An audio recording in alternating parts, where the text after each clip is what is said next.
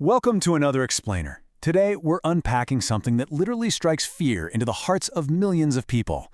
But honestly, it holds the power to completely change the world. We're talking about the art of public speaking. Let's be real for a second. Stepping out onto a stage with hundreds of eyes locked right on you, it's terrifying.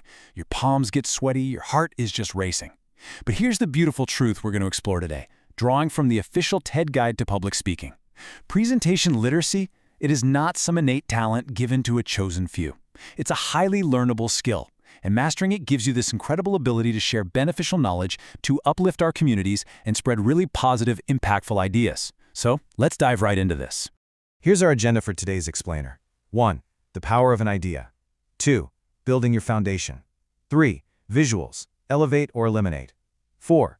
The rehearsal process. And finally 5. Delivering with authenticity. Think of this as our step-by-step map to mastering public speaking. Section 1. The power of an idea. Sharing beneficial knowledge with the Ummah. At its absolute core, public speaking is such a noble way to uplift our community.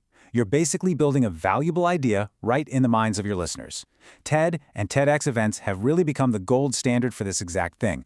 I mean, their entire mission is built on identifying and disseminating ideas worth spreading. And they've proven that when a speaker steps on that stage with a genuine, sincere desire to give an idea to the audience, they transform a simple presentation into a shared human achievement. And that brings us to this really beautiful quote from speaker Tierney Thies. She says, "Like all good movies or books, a great talk is transporting. I often try to fashion my talks around embarking on a journey." I just love that because it perfectly captures the whole essence of public speaking.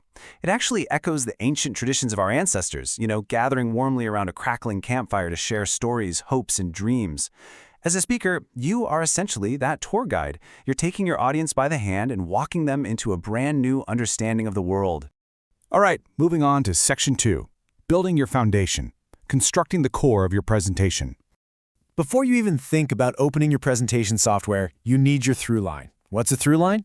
It's the central core theme that connects absolutely all the components of your talk into one coherent overall picture. Think of it like a really strong rope where you're hanging every single element of your presentation. Without it, your audience is definitely going to get lost. And here is the absolute golden rule for this. You should be able to capture this through line in no more than 15 words. Seriously, 15 words. If you can't define your main idea in that limit, you're honestly just not ready to build the rest of the talk yet. Now, once you do have that through line locked in, you have to hook your audience from the very first second. Here are 4 actionable ways to start really strong. Number 1, you can deliver a dose of drama. 2, ignite their curiosity with a fascinating question. 3, show a really compelling visual or a physical object. Or 4, playfully tease the main idea without giving the whole thing away right up front. Drawing the audience in early is absolutely crucial because you have to earn their trust and their permission before you can actually plant your idea in their minds. Section 3. Visuals. Elevate or eliminate. The right way to utilize presentation slides. Look, when it comes to visuals, they should complement your talk. They shouldn't act as a crutch. In fact, sometimes having absolutely no slides is significantly better than subjecting your audience to really bad ones. But if you are going to use them, the Moxie Institute gives us 3 vital steps to follow. Step 1. Add high-impact visuals to elicit emotion. Human beings process emotional imagery way better than giant walls of text. Step 2. Kill the bullets to preserve your message. Bullet points belong in grocery lists, not in engaging presentations. And Step 3. Edit your words mercilessly and replace them with images wherever you possibly can. The reality is, most people use slide decks completely wrong. They use them as a makeshift teleprompter, or a record of everything they're saying, or just a memory aid. Honestly, these are presentation killers. Just contrast that with TED's strict rule, a maximum of 6 words per slide. 6, that's it. Your audience should be listening to your carefully chosen words, not trying to read entire paragraphs off a screen while you're talking over them. So, to keep your slides elegant and focused, here are some rapid-fire design rules. First off, avoid those standard PowerPoint templates. They just make you look like everyone else. Start with a completely blank slide. Always use high-resolution images. Try placing your photos on black backgrounds. It makes the colors just pop beautifully. Stick to one simple sans serif typeface, something like Arial or Helvetica. And finally, use a maximum of 3 font sizes per presentation and make sure your smallest font is at least 24 point so everyone way in the back of the room can read it without squinting. Let's look at Section 4, the rehearsal process. Preparation is the key to presence. You know, you might think natural speakers just get up there and wing it, but that is a total myth. Even brilliant minds like Bill Gates dedicate months, literally months, to practicing their talks. He actually transformed himself from a famously awkward public speaker into a total powerhouse presenter purely through rigorous, dedicated rehearsal. But how do you know when you've rehearsed enough? Well, the Harvard Business Review shares this incredibly fascinating and honestly pretty fun rehearsal test. The true test of a memorized talk is whether you can recite it while simultaneously doing a completely unrelated task that requires your attention.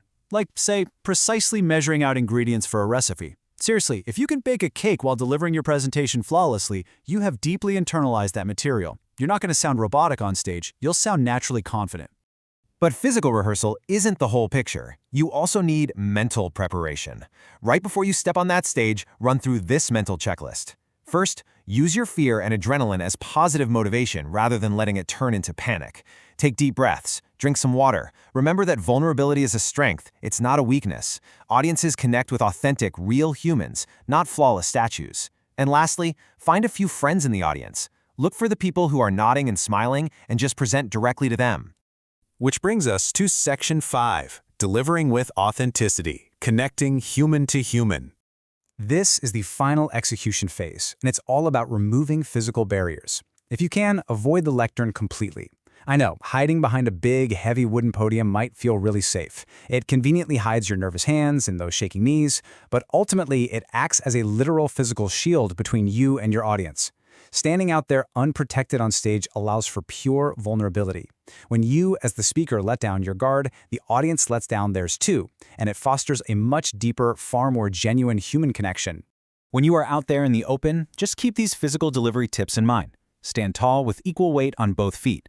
Try to avoid nervously shifting from leg to leg because that actually makes the audience anxious. Use your hands naturally to amplify what you're saying. And most importantly, speak at a natural conversational pace and use vocal variety. Experts call this prosody.